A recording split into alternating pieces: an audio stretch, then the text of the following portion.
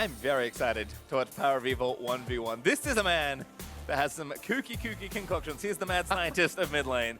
Yeah, I don't know if we're going to see any Nashers coming out in the area. I don't think he has time for that, thank goodness.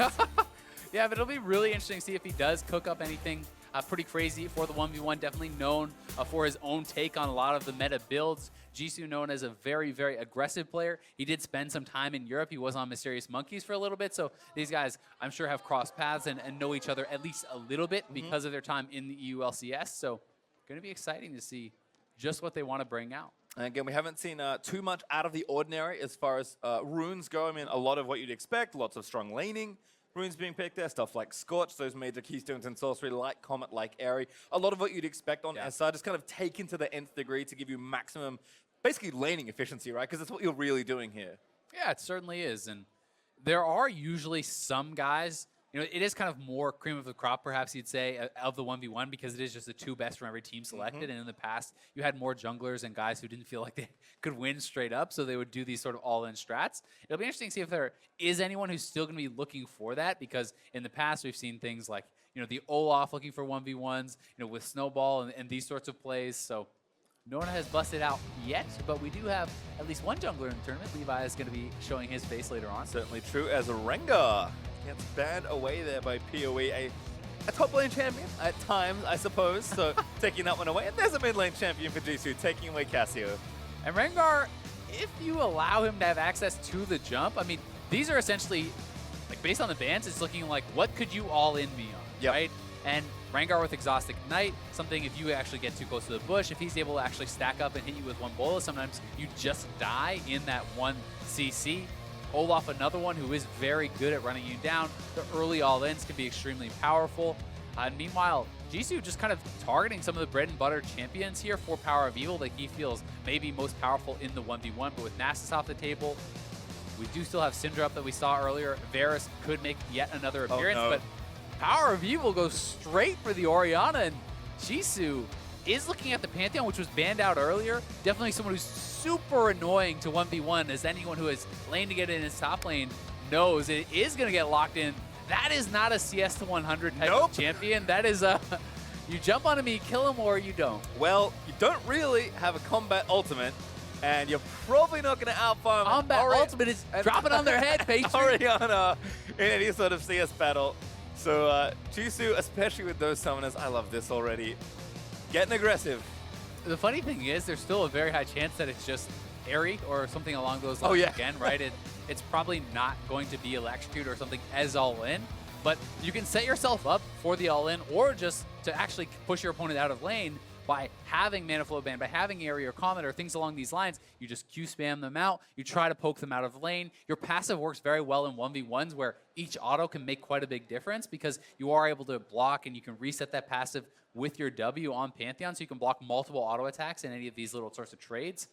Can be pretty strong. We're going to have to see what they are going to bring out for us exactly, though. Certainly curious to see what happens here, but finally a mix-up here. You know, as our third 1v1 match is underway. I like PowerOfEvil playing kind of a trademark champ, but Airy on both sides. Pretty predictable here. Again, such a great harassment keystone. Yeah, and Corrupting Potion there, that is kind of more of a standard top lane start if you are going to go for these sorts of builds. Would not be surprised to just see him go heavily for that Q harass and try to really get a lot of a poke down on PowerOfEvil with that. Obviously, Orianna is not a purely auto-attack based champion. You can retaliation trade with your Qs, with your Ws, and use spells only. So we'll have to see exactly how PowerOfEvil wants to try to play it out. But generally speaking, it is very oppressive in these 1v1s to go up against Pantheon. Well, we did expect some mix-ups here for PowerOfEvil, so I'm going to read off his runes for you. Summonary, which we can see. Mana Flow Ban, absolutely great. Absolute Focus, Scorch, Biscuit Delivery, and Futures Market. So secondary inspiration for PowerOfEvil. Okay. This is kind of interesting. I actually feel like Futures Market makes a fair bit of sense in the 1v1 situation because if you can actually get a strong early buy, the debt does not really matter because the game is going to very likely end before the debt actually comes into play and you're looking for multiple buys. So you get that one super strong buy on your first back. That seems pretty intelligent. And if you are getting poked out very heavily, well, biscuit delivery, if the game is going long enough that you can actually get those biscuits, is going to be the extra potions. But as we can see, PowerOfEvil has already taken quite a bit of damage, and Jisu is going to have a fair bit of sustain with the 3 charges of Corruption there. I also like some of the choices here for Jisu. I think Mirror Shell, taking the MR there, as well as Second Wind, is going to help him quite a bit. And Nullifying Orb, that's essentially your mini Hex Drinker in this 1v1. That's a lot of added kind of defense against these magic damage abilities that PowerOfEvil is going to be looking to spam out. Yeah, and if you're expecting some sort of all-in at one point along the 1v1, you're going to want that extra bit of shielding and effective health to get you through. Right now, though, PoE up a decent amount of CS. Jisu kind of forced to play back. Couldn't quite get the spear harass going. And I do feel like if you lose control of the creep wave, then it becomes very hard for Jisu to look for these trades, because PowerOfEvil can just use all of these range minions and the cannon creep to his advantage. And if you're getting pushed back and you're forced into a situation where the Qs are just being used, like these spears are just being used to CS, I think it starts to look very, very dire for the Pantheon, because you now cannot actually push forward. You've lost control of the creep wave.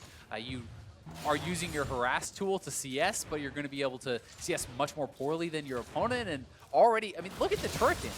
Yeah. Just because of the push that PowerOfEvil has gotten. And yeah, that was a double cannon wave that did a fair chunk of damage with a bit of help from PowerOfEvil to the turret. Finally evening up the experience as well for Jisu, was stuck on stranded at level 2 for a while. Isn't going to make it much easier.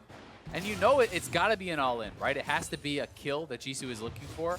PowerOfEvil is going for his first base. He has his first biscuit from the mastery that he took there, the rune rather. And because of his futures market, he's able to actually get a pretty big buy here, right? This is a Ruby Crystal, Odorance, and 3 pots on top of the biscuit. Like, even early in the game, you can go, around 200 or so gold into debt, so that is giving him those extra potions perhaps on top, which could really make a world of difference in this 1v1.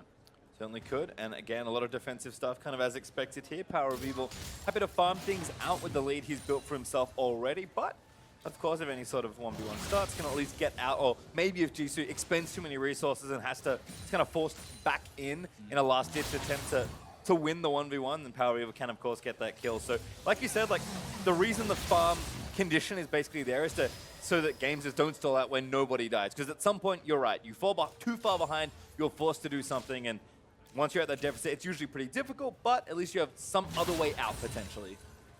And I mean, Jisu is waiting a long time to actually base. I'm wondering now if he literally is just waiting for 6 as his only way to all in. Because then if PowerOfEvil pushes too far up, you do have the ability to kind of ult in, and that is your gap closer. Like, that is your way to actually prompt this 1v1 that you finally try to force your opponent into.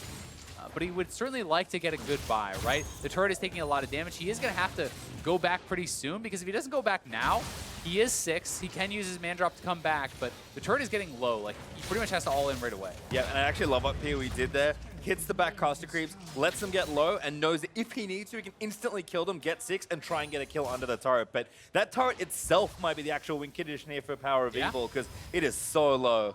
Smart from PoE, though. Just go back, right? Yep. Buy as much defense as you can here. You already know you have basically secured the game just based on the turret damage if it does not end up in you getting all in. And that's why he goes back. He buys more potions. He buys another Ruby Crystal. That is a lot of extra damage that the Pantheon is likely going to be unable to put out. I mean, already 300 extra HP from the Ruby Crystal. He has the 4 potions on top of that. Yes, there is a serrated Dirk for his opponent, but it's going to be tough for Jisu. And it feels like it would probably require a mistake here from PoE for Jisu to really be able to find an opportunity, because you can just kite back, and you're going to continue to have better push than your opponent with the Orianna wave clear. So unless Jisu can find a way to ult in on PoE, I don't know how it really happens from this point. Yeah, pretty egregious mistake as well, but here's Jisu with the ultimate. He's actually going to go for it. PowerOfEvil going to kite his way back in. Jisu jumps on. Exhaust is good though from PoE, and now Jisu, shockwave back in. No way good to go. Still is the ignite, but Jisu actually still fighting. He might have gotten that kill there, but PowerOfEvil did have the barrier. And now he can push in. He can threaten the dive. He has to try to threaten the dive here. If he can get in, he's going. No, that's too far. Oh, it's a loss. He got it. Oh my God, Jisu! You're kidding me. Jisu comes up with the miracle kill there. PowerOfEvil could have just gone back to base. All the summoners were used. The ultimate was down from Jisu, and you have to think if PoE just based, he would have been able to come back and knock down that turret for sure, but he had the barrier in his back pocket. He had the confidence that he could do it. But you know what won that 1v1? The Pantheon passive. When you W in, when you stun him, that passive blocks the turret shot. It takes away the advantage that PoE had under his turret, and perhaps he didn't account for that. One of the few ways in the game to legitimately block a tower shot. Yep. Let's watch this gorgeous play again. Yeah, Jisu gets in range. There's the W. Yes, he has turret aggro, but that turret shot blocked right there. Look how close it is. Just barely gives him enough time to get off that last auto for the execute. And Jisu has got to be happy about that one. Well, maybe he's still got business to attend to. PowerOfEvil looks understandably shocked after that. He died through Orianna E and a barrier.